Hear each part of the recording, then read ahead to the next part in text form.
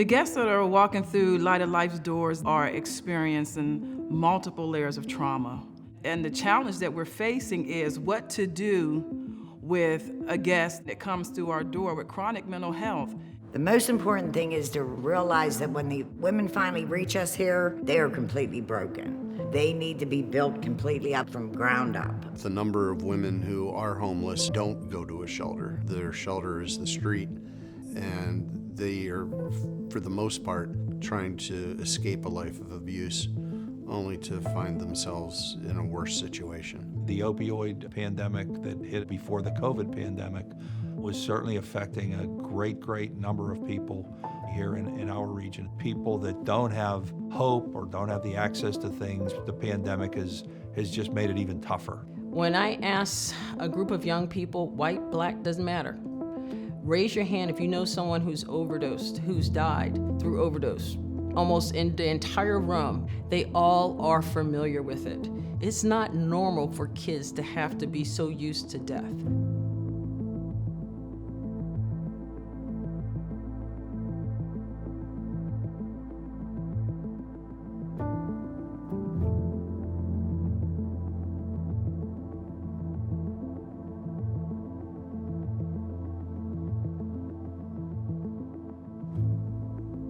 I grew up in a well-to-do neighborhood, and I was probably like 13, and it was pot, I believe, but alcohol wasn't far behind because my father was an alcoholic. I became very independent emotionally and mentally and physically.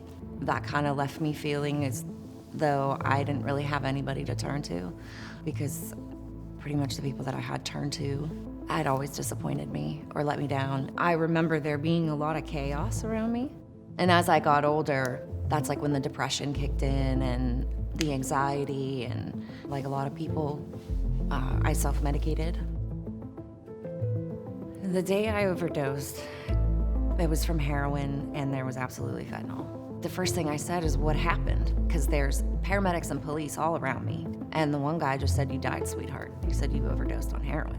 And I was like, what? That's impossible. That doesn't make any sense, because I thought that I would use SMART. And the only thing I can think of is my son and how I almost left him without a mom. I told myself I wouldn't do that. I promised, I vowed myself that I would be different. And sometimes it takes plowing through a wall. That was my wall.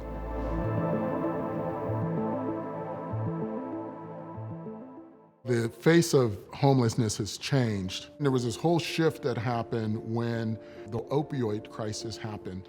It changed everything about those who are on the street. We had people coming from the suburbs into the city, women and men, and then of course with children as well. I would say about 95 to 99% of that population has an underlying traumatic event. If you look at the typical scenario for many of our patients and then just reflect back on 2020, moving into 2021 with the pandemic, as well as with racial injustice, unrest, it presents an epidemic of just multiple proportions.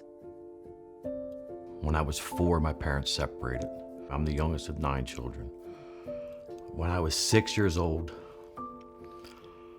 I was abused by a man who was a friend of my uncle's, and it changed my life. I became a very sheltered child.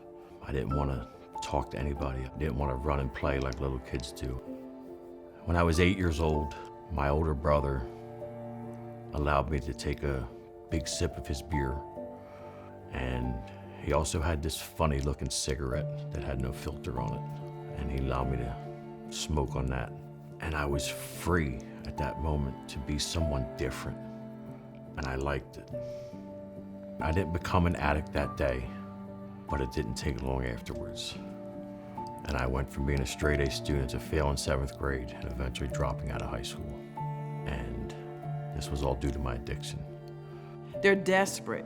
They're trying to survive. They're looking for the next high. They don't know what's in that bag. They don't know what's in that cap of heroin. They don't know what's in that needle. They're injecting in places that you wouldn't even think of, between their toes, in their private areas, which causes different reactions to different parts of their body. But what they do know is they're looking for something that they think is going to help them or fulfill them. And usually it's overdose or death or light of life. In '92, I began going out with a formerly homeless guide under the bridges and into the abandoned buildings of Pittsburgh. And I got to see the city from a different angle. One of the first partners that I discovered was the Light of Life mission. I worked with them and we started the Physicians House Call Center there in the basement, and we ran that for about 10 years. You begin to quickly realize when you begin working with the excluded folks in the city that there are others in other agencies that are like soulmates. And that fabric is then woven into the torn fabric of the street to build a community that's got new principles of respect, mutuality, grace, other things that are really important for healing. We changed our strategy a couple of years ago and began to adopt an outreach model. We actually had staff find people under the bridges or in the communities holding up signs, letting them know that resources are available. What we realized is if we were waiting for them to come to our doors, some of them would never make it to our doors. When we began to do our work in the new pandemic environment on the street, Light of Life reached out to us and others. We began sharing wisdom and resources at a level we'd never actually done before. The county health department and others were very helpful. But Light of Life's leadership was key to this. And we began to do testing for folks in the shelter. We created the hotel setup where you could send people who had nowhere else to go that were COVID positive. And then we began doing telehealth with Light of Life. I think it created community with providers that was really not there. We provide primary health care, dental care, holistic health care that's freely available to anybody who needs it. We want people to know there's quality care that meets their needs in a cultural context that's familiar and available to them. Right now, Northside Christian Health Center has a grant through Allegheny County Health to reduce opioid overdoses right here on the Northside community. If it was not for Light of Life partnering with us around that particular program, it wouldn't exist. Since the 90s, Light of Life has participated in a statewide program to take women with children who are willing to go into long-term programming after they've had about 90 days clean and put them into an apartment, help them to learn to be self-sufficient. We were getting calls every day for women with children looking for a shelter. We are so blessed to be able to offer, starting in February of this year, of women with children to be able to come in off the streets, knowing that just hours before they were sleeping in cars or they were bouncing from house to house, from couch to couch, not knowing where their next meal was gonna be and not knowing who was gonna come through the door next. I had 6 months clean, and then I ended up relapsing, and it only took about 3 months for the overdose to occur. I wasn't happy. I was just kind of living day by day. I ended up at Light of Life. I got on the list, and I went into Sister's house. Light of Life was the best thing that ever happened to me. I obviously didn't have a whole lot of trust for women. I made a lot of close friends. Around that table, we told each other our deepest fears, our biggest regrets. There was no room for judgment. I felt safe there. They taught me how to be a mom. They taught me how to be a woman. They taught me so much about who I really am, who God made me to be.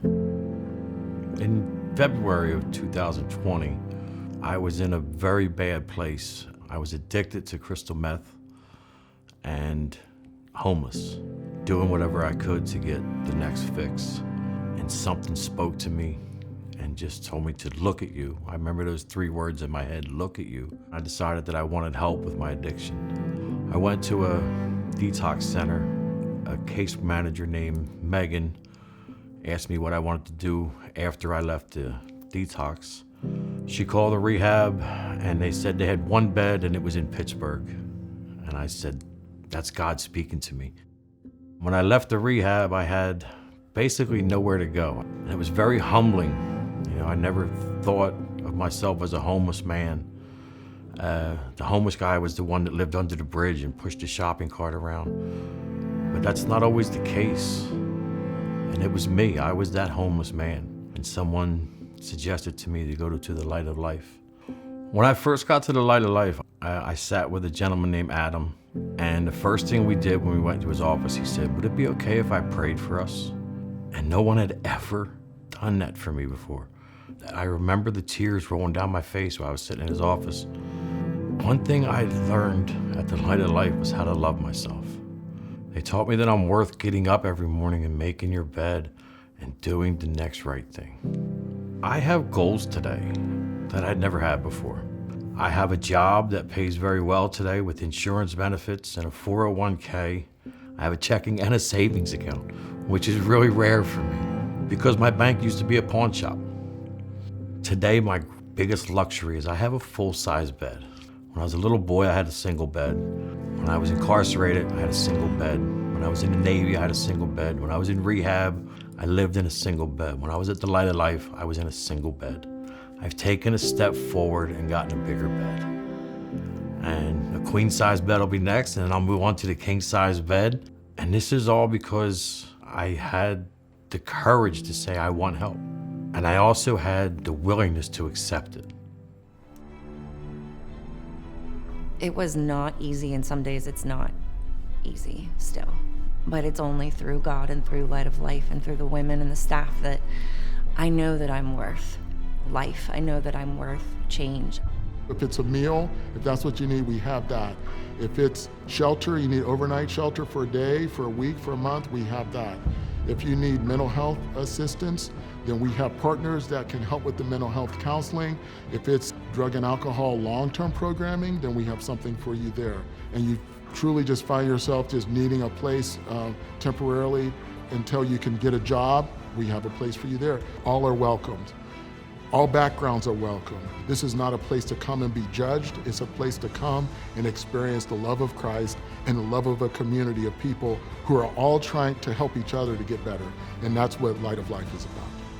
My addiction is everywhere I go. It is at work, it is at play. Addiction will attack you in your sleep. I dream sometimes about getting high. It lets me know that it's still there. There's times when I walk down the street and I will smell marijuana. And that is my addiction just letting me know I am still here whenever you want to come back. I don't have to worry about that attacking me. I have tools today, I have phone numbers today that I can use to fight back against it. If I had to let somebody know one thing about the Light of Life, it's that they care. If they didn't care, I wouldn't be sitting here right now. It's home. It really is.